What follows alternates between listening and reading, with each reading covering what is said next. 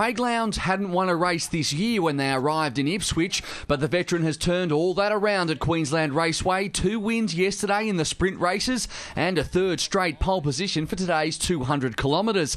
Joined on the front row by teammate Jamie Whincup, or at least he was meant to be. Whincup finding trouble on the warm-up lap and returning to the pits. This is championship changing stuff now with a series leader coming in with a serious engine problem. A throttle problem for the series leader caused by a cover left on the air filter and sucked into the engine.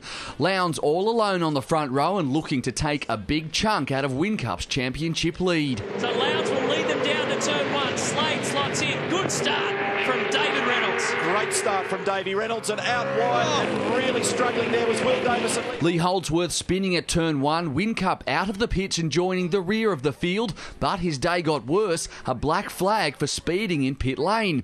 Up front, Lowndes was fighting with Tim Slade, who was having by far his best weekend, with David Reynolds and Jason Bright 5 seconds back. And this is the passing manoeuvre at turn 1 for Jason Bright down the inside of young Dave Reynolds. Reynolds losing 4th spot to Bright and then 5th to Shane Van Gisbergen as the field started mixing on different pit strategies. Lowndes in on lap 20 with Slade right behind, fresh rubber on and Lowndes out in front, while Reynolds got sideways. And he's tagged, has he just, was 3 wide here. After the first round of stops, Lowndes was 3 seconds up on Slade, Jason Bright further back from Stephen Johnson and Van Gisbergen, whilst James Moffat got involved with Rick Kelly. No. Gee, he was close to taking his teammate with him then. Slade's best shot at Lowndes, though, was at the final pit stop, and he came close. Could be a benefit here. It will be a benefit for Tim Slade against Lowndes. Lowndes keeps the lead, but only just. From there, it was the same as yesterday, a 22-lap sprint to the finish. Jason Bright wouldn't make it after a problem with the left rear. Whincup set the lap record to recover from 28th to 16th, while Lowndes and Slade were 30 seconds clear of the field, Slade pushing the veteran all the way home. Who is starting to get closer and closer. The gap is now under a second.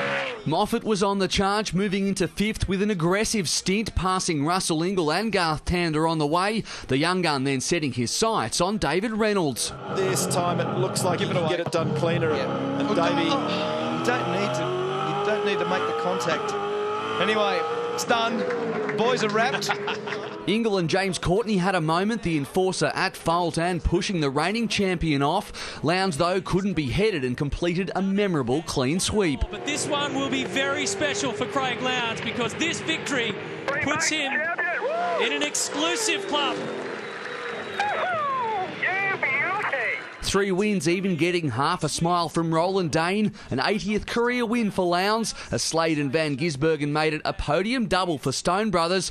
Whincup crossing in 10th and ending in the sand, while Ingle and Courtney threw a few in jest and Russell provided an explanation. Well, I actually thought it was Tander.